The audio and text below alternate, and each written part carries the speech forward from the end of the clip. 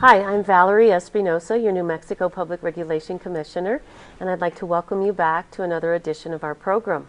We've had this program ongoing for many years. I don't want Doreen correcting me, but I think about 15 or more. So the intention of this program is to educate the voters on what specifically the positions entail, what you're running for, and to hold these elected positions, we hold them accountable, and so we want to know exactly what they do, why you're running, and so forth. So I would like to welcome, first of all, our distinguished guest, and he's such a gentleman, and I've come to know him, and his name is Judge Michael Vigil, and there is another Michael Vigil.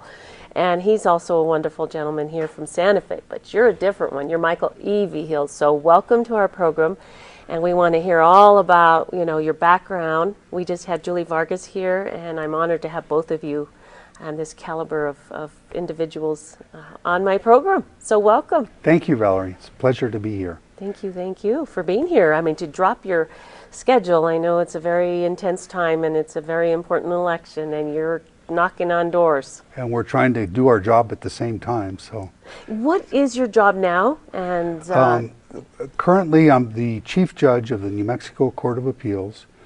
The New Mexico Court of Appeals is the second highest court in the state. We hear appeals of every kind from all over the state of New Mexico, except a certain limited class, 2 or 3 classes of cases that go directly to the New Mexico Supreme Court. Other than that, we hear every kind of case there is from all over the state of New Mexico, and in fact the Supreme Court prefers that we hear the case first so that they have the benefit of our work and our research and our opinions before they decide whether they're going to examine an issue or a particular case. So the Court of Appeals are primarily, we hear the criminal cases, we hear the children, youth, and family CYFD cases, we hear the abuse and neglect cases.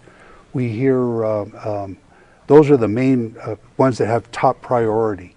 In addition, we hear commercial law cases, business cases, landlord-tenant cases, cases of every kind that there is, zoning, for example. And in order to do that work and to make sure that the work is equal, each case is assigned at random to a panel of 3 judges. One of the judges on the panel is assigned to author the case, which basically means they're the manager of the case, and they take the case through the court. The other 2 judges on the case, it's not that because they're any less important, because they're equally important. They're participants on the case, and they in turn, after the author proposes an opinion, each of the other 2 judges that are on the case examine the arguments of the lawyers, examine the law, determine whether or not they agree with the result, and determine whether they agree with the reasoning.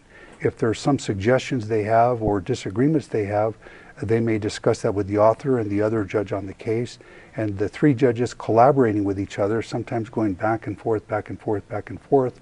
Usually we're able to come up with a unanimous opinion. Sometimes we're not able to agree, in which case someone may have agree with the result, but say I think there should be this reasoning applied to it that's different than the other 2 judges, or that one of the judges may flat disagree, in which case there's a dissent. When there's a dissenting opinion to a case, that's usually assigned to the Supreme Court that they may want to take a closer look at it in determining whether or not they want to review the case. As the Chief Judge, I'm the administrative head of that court, which means I take care of all the administrative responsibilities, paying the bills, taking care of the administrative functions, the personnel issues that come up from time to time, proposing the budget for the court, presenting the budget to the legislature, things of that sort. So it's a very busy time, but it's also a very challenging and rewarding work. How impressive. I mean, that's difficult how you would, be expected to do all of that, but then on top of that, your work, and then you have to come out and ask for people's votes.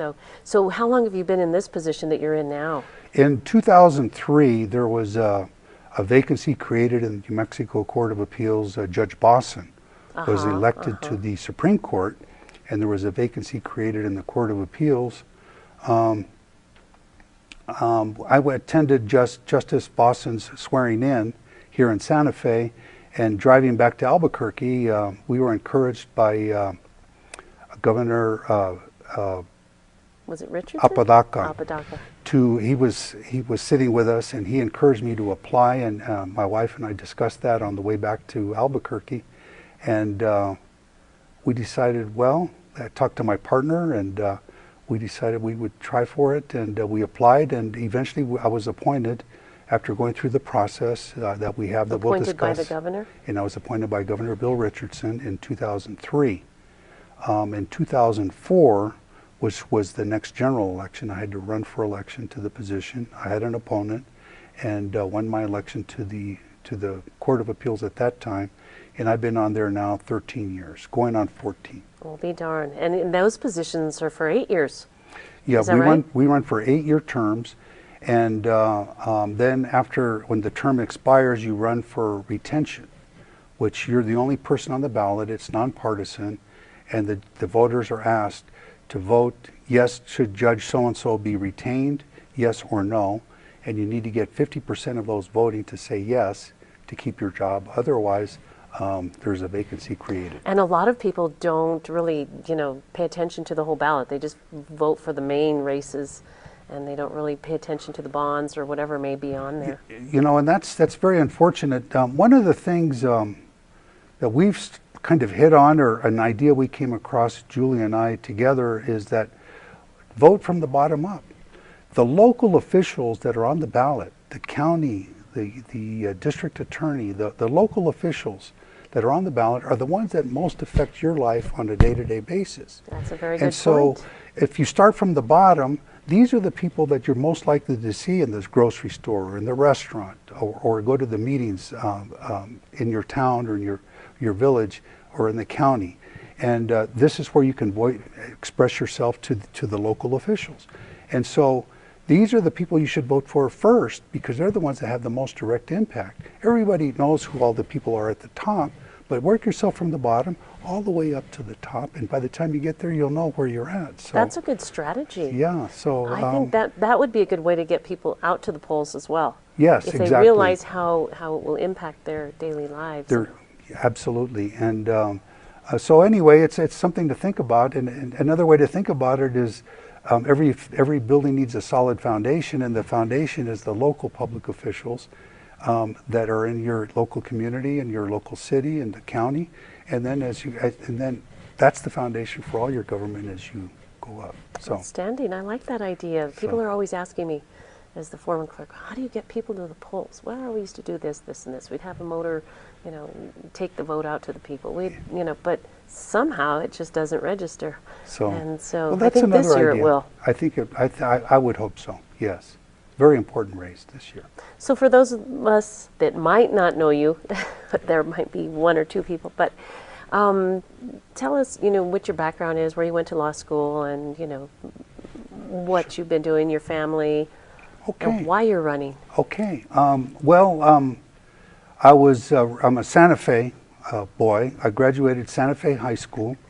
My grandmother lived on Alto Street there by the Guadalupe Church. I was baptized at the Guadalupe Church, and graduated Santa Fe High School in 1969. Graduated the College of Santa Fe in 1973, and didn't know what I wanted to do at that point, so I decided to try and go to law school. And I ended up at Georgetown University in Washington, D.C. Graduated there in 1976, which was the year of the bicentennial. And came back to I had a job in the Civil Rights Division of the Department of Justice.